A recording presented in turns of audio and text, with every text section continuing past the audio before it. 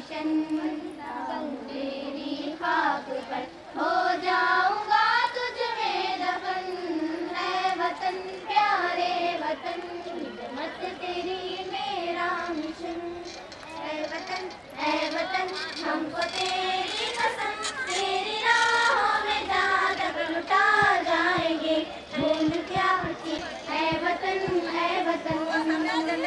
सह चुके हैं सितम हम बहुत गैर के, अब करेंगे हर एक वार का सामना। झुक सकेगा न अब सरफरोशों का सर, चाहे वो खून तलवार का सामना। आ जाएंगे ऐ वतन कोई पंजाब से, कोई महाराष्ट्र से, कोई यूपी से है, कोई बंगाल से। कोई पंजाब से, कोई महाराष्ट्र से, कोई यूपी से है, कोई बंगाल से। मेरी पूजा की थाली में लाए हम फूल हर रंग के, आज हर डाल से। तो कल हमने आपको बीजापुर के आसार महल में जो ख़वातीन CAA, NRC, NPR के विरोध में प्रदर्शन इनका पिछले हफ्ते से जारी है, और कल हमने आपको न्यूज़ बताई थी, और इस न्यूज़ को देखकर कई ख़वातीन आज इनकी तादाद में इजाफ़ा हुआ है। और आज भी ये जो CAA, NRC, NPR के विरोध में ख़वातीन यहाँ पर धरना प्रदर्शन कर रहे हैं, और तिरंगा अपने हाथ में लेकर तिरंगा लहराते हुए देशभक्ति के नगमों के साथ, और खुसूसी दुआ भी चल रही है। और आज इनका ये 9वां दिन है, 9वां दिन है आज उनका। आज भी जो है इनके ख़वातीन के तादाद में काफ़ी यहाँ पर जो है तादाद नज़र आ रही है। अब यहाँ पर आप देख सकते हैं कि यहाँ पर जो प्ले कार्ड हो या तिरंगा हो अपने हाथ में लेकर NRC, NPR का विरोध जताते हुए यहाँ धरना प्रदर्शन कर रहे हैं, और ये इनका धरना प्रदर्शन जारी रहेगा। और ये धरना प्रदर्शन तब तक होगा जब तक कि इनके कहने के मुताबिक NPR CAA जो कानून बना है, कानून को वापस लेने तक इनका धरना प्रदर्शन यूं ही चलता रहेगा। और कई मोहल्लों से ख़वातीन आ रही हैं, जुड़ रही हैं। महसूस ये होता है ये दौर तबाही है, शीशे की अदालत में पत्थर की गवाही है। दुनिया में इसकी कोई तमसील नहीं मिलती, कातिल ही मुआफ़िज़ है, कातिल ही शिफाई है। अरे भाई 500 साल पुरानी मस्जिद के डॉक्यूमेंट दिखाने के बाद भी हमें मस्जिद नहीं मिली, तो क्या 700 साल के बाद के डॉक्यूमेंट दिखाने के बाद क्या हमें सिटीज़नशिप मिल सकेगी? नहीं। शहरियत तरमीम कानून आइन की दफ़ा 145 और 21 की खिलाफ वर्जी है। इस काले कानून के ज़रिए मरकज़ी BJP हुकूमत मुसलमानों, दलितों, पसमानदा तबकात को निशाना बना रही है। मुल्क के इस पूरा अमन माहौल को हिंदू मुस्लिम करके फ़िज़ा को माहौल को ख़राब करना चाह रही है। मुसलमान दलितों को 3rd डिग्री का शहरी बनाने की कोशिश की जा रही है। मुसलमानों ना घबराओ, खुदा की शान बाकी है, अभी इस्लाम ज़िंदा है, अभी कुरान बाकी है। ये जालिम क्या समझते हैं जो अपने दिल में हंसते हैं, अभी तो करबला का आखिरी मैदान बाकी है। तो हम इस काले कानून की सख्त मजम्मत करते हैं। हमें ये बिल कतई मंजूर नहीं है। ये दस्तूर हिंद के ख़िलाफ़ है। ये CAA NRC के ख़िलाफ़ आज हम बहनें जमा हुए हैं। हम सलाम करती हैं उस शाहीन बाग की बहनों की दीदा दिलेरी को। आप मुल्क को कहाँ लेकर जा रहे हैं मोदी जी? ये इजलास इसी CAA के ख़िलाफ़ है। ये एहतजाज के ज़रिए मरकज़ी हुकूमत से हम अपील करते हैं शहरियत तरमीम कानून को वापस लिया जाए। आज शहर की तमाम स्कॉलर जहन बहनें यहाँ मस्जिद जमा होकर मुतहदा होकर ये बताना चाह रहे हैं औरत ज़िंदगी के हर शोबे में बराबर शरीक है। कभी कमज़ोर औरत को कभी कमज़ोर न समझा जाए। इसी मौके पर मैं मीडिया का भी शुक्र अदा करती हूँ जिन्होंने हमारी आवाज़ को पूरी दुनिया तक पहुँचा रहे हैं। मुसलमानों दलितों को परेशान करने के लिए नई नई साजिशें रची जा रही हैं। पहले तो हमें नकाब के लिए सताया गया, हम खामोश रहे। फिर गाय के नाम पर हमें सताया गया, फिर भी मुसलमान खामोश रहा। राम के नाम पर मॉब लॉन्चिंग की गई, फिर भी मुसलमान खामोश रहा। क्यों खामोश रहा? हिंदुस्तान की फ़िज़ा पूरा अमन रहे, फ़िज़ा बर्बाद ना हो। फिर हद तो यह हो गई कि बाबरी मस्जिद को ढाया गया। अरे भाई फिर भी हम खामोश रहे। मोदी ट्रिपल तलाक के नाम पर मुसलमान की बहू बेटियों की फ़िक्र थी मोदी जी। अब इस सर्दी के मौसम में बैठी हुई शाहीन बाग की बहू बेटियों का ख्याल नहीं है आपको। अब हद तो ये कर दी है कि भारत के दस्तूर को बदला जा रहा है। मुसलमान दलित हिंदू भाई खामोश नहीं बैठेंगे। अब दस्तूर हिंद का मसला है, मुल्क के आइन का मसला है, भारत के संविधान का मसला है। अब मुसलमान खामोश नहीं बैठेगा। मैं पूछना चाहती हूँ, क्या कभी आपने बिजली, पानी, तालीम, नौकरी, समाजी तंगदस्ती, गरीबी, बेरोजगारी का जिक्र किया है? स्पीकर की चले हैं डिजिटल इंडिया बनाने। जब से बीजेपी सरकार आई है हिंदुस्तान का हर फर्द परेशान है। आप मुल्क को कहाँ लेकर जा रहे हैं? और दस्तूर हिंद की धज्जियाँ उड़ाई जा रही हैं। वज़ीर और राजा का काम ये होता है अपनी रियाया की फ़िज़ा को, मुल्क के कौम की बहाली को बरकरार रखे। इसके बजाय आपने तो हद ही कर दी। हिंदू मुसलमान की राजनीति कर रहे हैं और अपनी झूठी बातों से लोगों को गुमराह कर रहे हैं। हम आह भी करते हैं तो हो जाते हैं बदनाम, और कत्ल भी करते हैं तो चर्चा नहीं होता। हम एनआरसी और सीएए के सख्त मज़म्मत करते हैं। हम ये नहीं चाहते ये काला कानून आए। इस काला कानून के पीछे उनकी राजनीति है।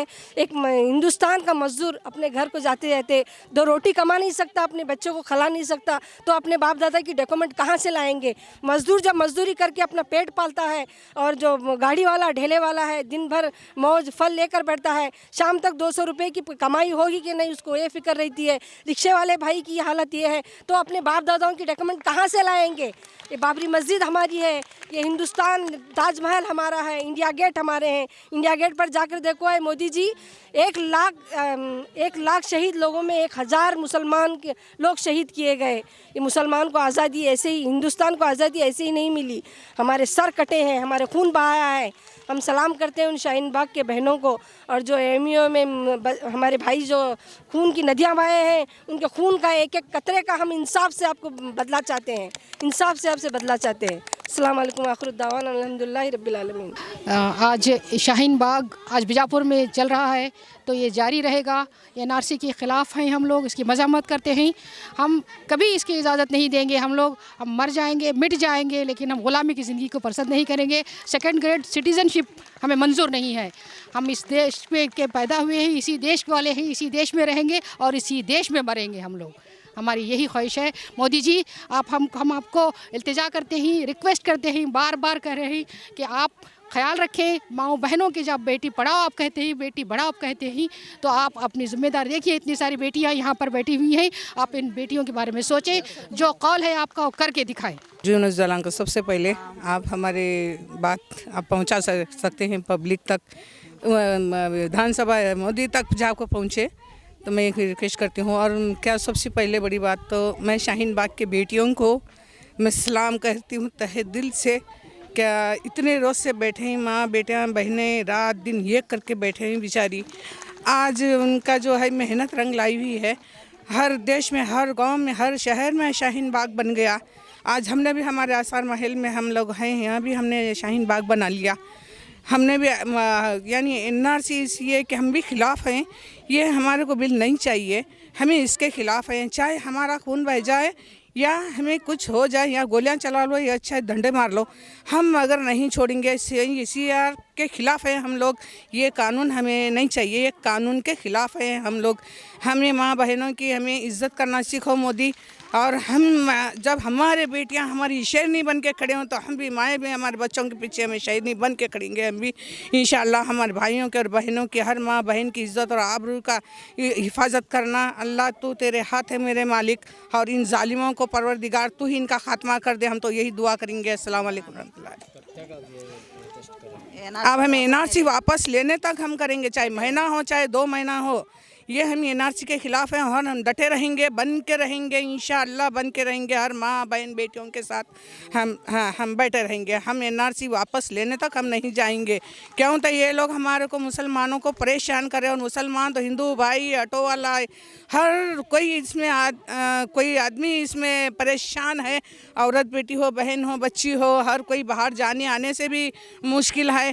तो जिसकी हो जिसकी बलात्कारी, जिसे हो जिसको जहाँ पकड़ रहे, जिसे बेटों को पकड़ रहे, जिसके भाई को पकड़ के अंदर डाल रहे, भाई इतना सब कई कुछ जुल्म भाई हमारे भाइयों को, बच्चों को बिगर किसी गलती के, बिगर किसी के कुछ करे के बिगर तुम ले जाके जेलों में डालते हो।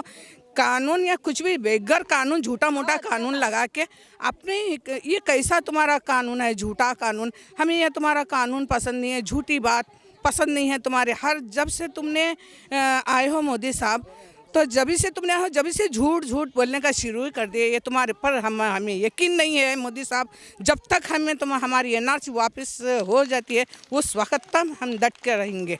अस्सलाम वालेकुम। हम सब औरतें हैं ना 8-10 दिन से यहाँ पर बैठे हुए हैं। एनआरसी, सीएआर और एनपीआर के खिलाफ हम सख्त मजम्मत करते हैं। मैं एक शेर के साथ कहती हूँ, जब गुलसितां को ज़रूरत हमारी पड़ी, जब गुलसितां को ज़रूरत हमारी पड़ी, सबसे पहले गर्दन हमारी कटी। अब ये कहते हैं हमसे अहले चमन, अब ये कहते हैं हमसे अहले चमन, एक गुलसितां हमारा नहीं। बातिल से डरने वाले ए आसमां नहीं हम, बातिल से डरने वाले ए आसमां नहीं हैं हम। 100 बार कर चुका है तो इम्तिहान हमारा। कुछ बात है कि हस्ती मिटती नहीं हमारी, सदियों रहा है दुश्मन दौरे ज़मां हमारा।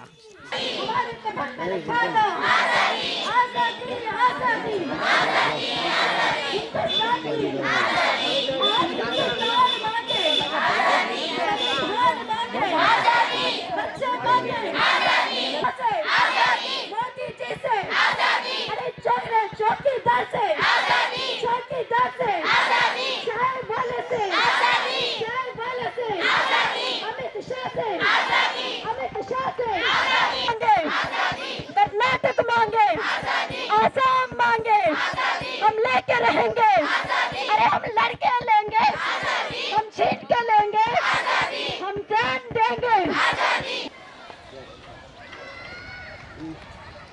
ನಾನು ಈರಪ್ಪ ಕುಂಬಾರ. ಇಲ್ಲಿ ಆಸಾರದಲ್ಲಿ ನಮ್ಮ ಮುಸ್ಲಿಂ ಅಕ್ಕ ತಂಗಿಯರು 8 ದಿನದ ಉಪವಾಸ ನಡೆಸಿದ್ದಾರೆ. ಆದ ಕಾರಣ ನಮ್ಮ ಹಿಂದುಳಿದ ವರ್ಗದ ಮಹಿಳೆಯರು ಇದರಲ್ಲಿ ಭಾಗವಹಿಸಿ ಈ ಶಕ್ತಿಗೆ ಶಕ್ತಿಯಾಗಿ ಮುಂದುವರೆದರೆ ಮಾಡಬೇಕಾಗಿ ತಮ್ಮಲ್ಲಿ ಕಳಕಳಿಯಿಂದ ಬೇಡಿಕೊಳ್ಳುತ್ತೇನೆ. ಹಾಗೂ NPR, NCA ಇವು ದೇಶದ ಅನಾಹುತ ಭಯಾನಕ ರೋಗಗಳು. ಇದನ್ನು ತಾವೆಲ್ಲರೂ ಕೂಡಿ, ನಮ್ಮ ಹಿಂದೂ ಅಕ್ಕ ತಂಗಿಯರು ಕೂಡಿ ಸಹಕರಿಸಿ ಇದನ್ನು ರದ್ದುಗೊಳಿಸಲು ಧಿಕ್ಕರಿಸಬೇಕೆಂದು ಕಳಕಳಿಯಿಂದ ಕೇಳಿಕೊಳ್ಳುತ್ತೇನೆ. ಈರಪ್ಪ ಬಸಪ್ಪ ಕುಂಬಾರ. मेरा नाम शमीम बानू है। मैं मीर मोल्लिमा अलबरकात लिल बनात हूँ, खादिमा ये मीर मोल्लिमा। और यहाँ हम आसार महल में जमा हैं। तकरीबन 1 हफ़्ते के क़रीब हो गया हम लोग यहाँ जमा हैं। रोज़ाना आवाज़ अपनी उठा रहे हैं और अल्लाह उसके रसूल के बारगाह में दुआएं कर रहे हैं, क्योंकि दुआ से तकदीर बदल जाती है। ये तो कानून है, मेरा रब का कानून बहुत बड़ा है, यही इल्तिजा है। और हमारे साथ देने वाले तमाम मौलमात भी यहाँ पर मौजूद हैं। जमात इस्लामिया से शहनाज आपा मालदार हमारे साथ हैं, और उसके अलावा जामियातुत तय्यबात से वहाँ के मौलमात मौजूद हैं। फिर जामियातुल मोमिनात मुल्ला मदरसा, वहाँ के भी मौलमात हमारे साथ मौजूद हैं। फिर इसके बाद ऐसे कई सारे लोग यहाँ पर मौजूद हैं, और तमाम लोग मिलकर हम सब इसमें आवाज़ लगा रहे हैं। तो और यहाँ पर और जामिया अल-बतूल अल-हाशमी, ये मदरसे से भी हमारे साथ में जमा हुए हैं। तो इसी तरीके से हमारा काफ़िला बढ़ता जा रहा है। तो आप तमामों से गुजारिश की जाती है कि ये जब तक हमारा इज्तिहाद कायम रहेगा, जब तक ये कानून अपना वापस नहीं लेते, तो इसलिए तमाम लोगों से मेरी मुअद्दबाना गुजारिश है कि अपने वक्त पर यहाँ जमा हो जाइए। यहाँ दुआएं ख़ास की जाएंगी इंशाअल्लाह। तमाम लोग हमारा साथ दें इंशाअल्लाह।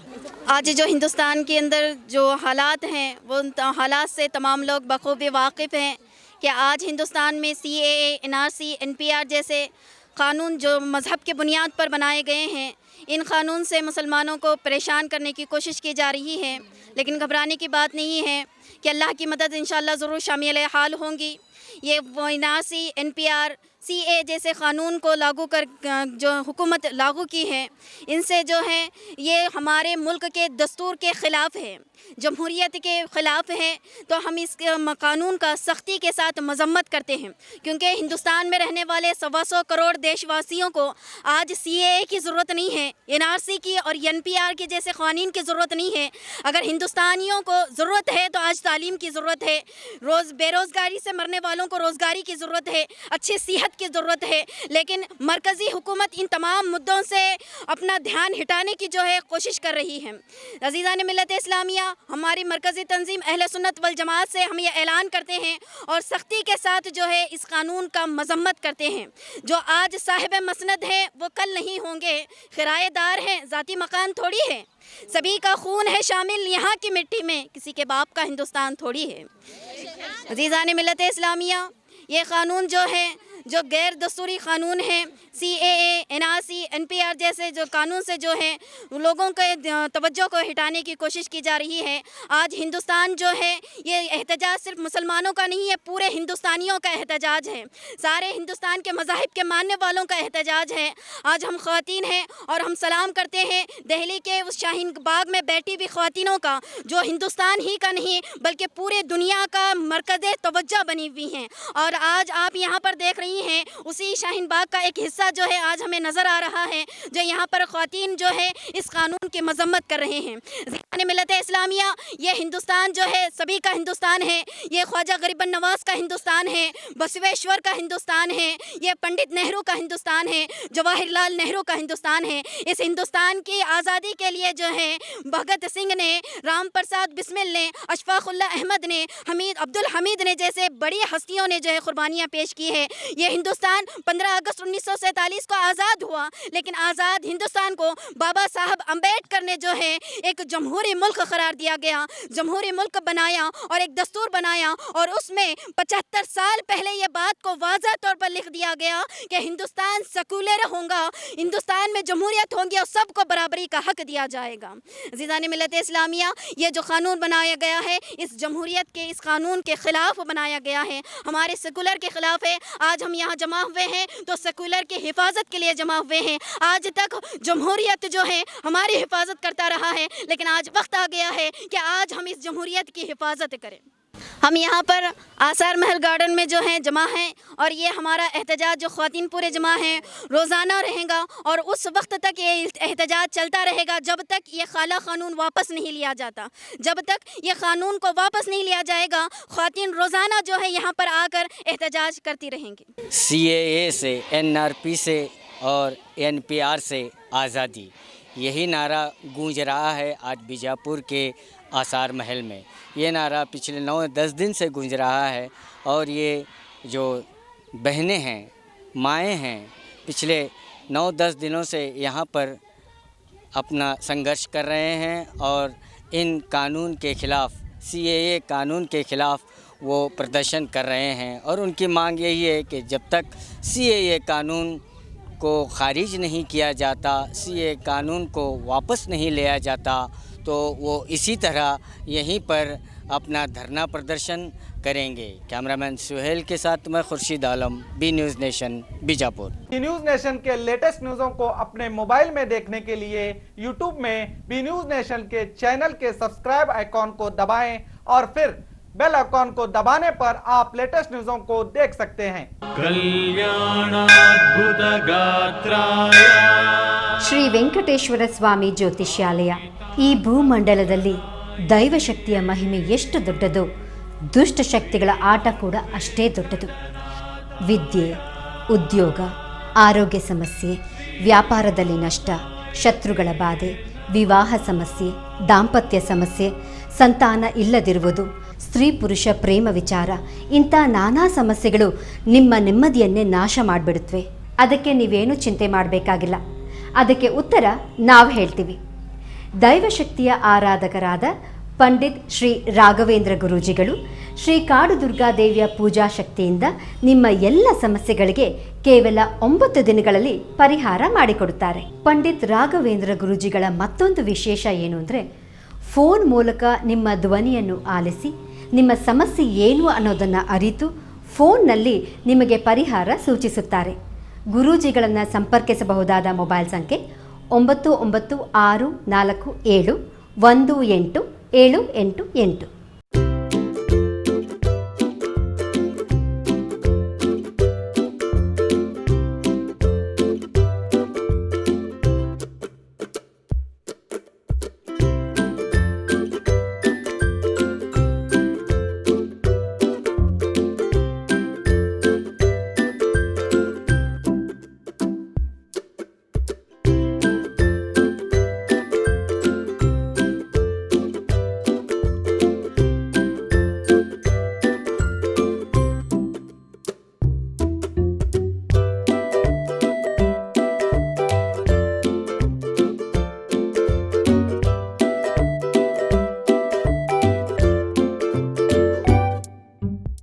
ಉಚಿತ ಭವಿಷ್ಯ ಶಾಶ್ವತ ಪರಿಹಾರ. ಪರಿಹಾರದಲ್ಲಿ ಚಾಲೆಂಜ್. ಫೋನಿನ ಮೂಲಕ ಭವಿಷ್ಯವನ್ನು ತಿಳಿಸುತ್ತಾರೆ. ಶ್ರೀ ಕೊಲ್ಲೂರು ಮೂಕಾಂಬಿಕಾ ದೇವಿ ಜ್ಯೋತಿಷ್ಯ ಕೇಂದ್ರ, ಪಂಡಿತ್ ಶ್ರೀ ಮಹೇಶ್ ಭಟ್. ವ್ಯಾಪಾರದಲ್ಲಿ ನಷ್ಟ, ಸಂಸಾರದಲ್ಲಿ ಇಲ್ಲದ ನೆಮ್ಮದಿ, ಸತಿಪತಿ ಕಲಹ, ಇಂಥ ಎಷ್ಟೋ ಸಮಸ್ಯೆಗಳನ್ನು ನೀವು ಕೇಳೇ ಇರ್ತೀರ. ಹಾಗೆ ಶಾಲಾ ಕಾಲೇಜು ಮಕ್ಕಳ ಓದಿನ ಸಮಸ್ಯೆಗೂ ಕೂಡ ಇಲ್ಲಿ ಪರಿಹಾರ ಇದೆ. ಹಾಗೆ ಯಾರ ಹತ್ರನೂ ಹೇಳ್ಕೊಳಕ್ಕಾಗದೇ ಇರುವಂತಹ ಹೆಣ್ಣು ಮಕ್ಕಳ ಸಮಸ್ಯೆ ಇರಬಹುದು, ಮಹಿಳೆಯರನ್ನು ಕಾಡುವಂತಹ ಸಂತಾನ ಸಮಸ್ಯೆ ಇರಬಹುದು. ಇವೆಲ್ಲದಕ್ಕೂ ಇಲ್ಲಿ ಶಾಶ್ವತವಾದ ಪರಿಹಾರ ಇದೆ.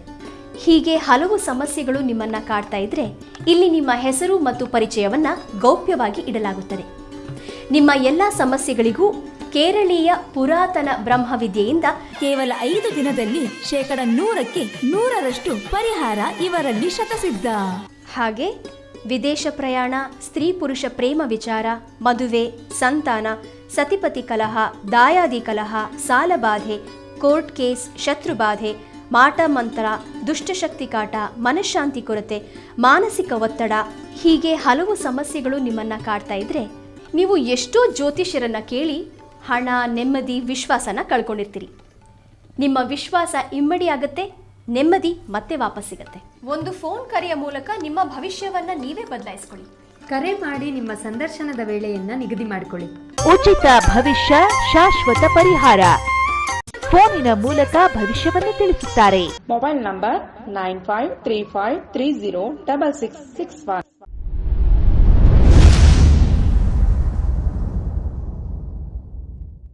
ಪ್ರತಿ ವರ್ಷದಂತೆ ಈ ವರ್ಷವೂ ಸಹ ಸರ್ವಧರ್ಮ ಸಾಮೂಹಿಕ ವಿವಾಹ ನಡೆಯಲಿದೆ. ಜವಳಿ ಸೋಷಿಯಲ್ ಗ್ರೂಪ್ ಆಶ್ರಯದಲ್ಲಿ ಬಿಜೆಪಿ ಅಲ್ಪಸಂಖ್ಯಾತ ಮುಖಂಡ ಯಾಸೀನ್ ಜವಳಿ ನೇತೃತ್ವದಲ್ಲಿ ಇದೇ ಜನವರಿ 5ರಂದು ನಡೆಯಲಿದ್ದು, ಹೆಚ್ಚಿನ ಸಂಖ್ಯೆಯಲ್ಲಿ ನೋಂದಣಿ ಮಾಡಬೇಕಾಗಿ ವಿನಂತಿ. ನೋಂದಣಿಗಾಗಿ ಸಂಪರ್ಕಿಸಿ ಇಬ್ರಾಹಿಂ ಜವಳಿ 9036393957, ಅಸ್ಲಂ ಸೈಯದ್ ಅಮೀನ್ 8970333944.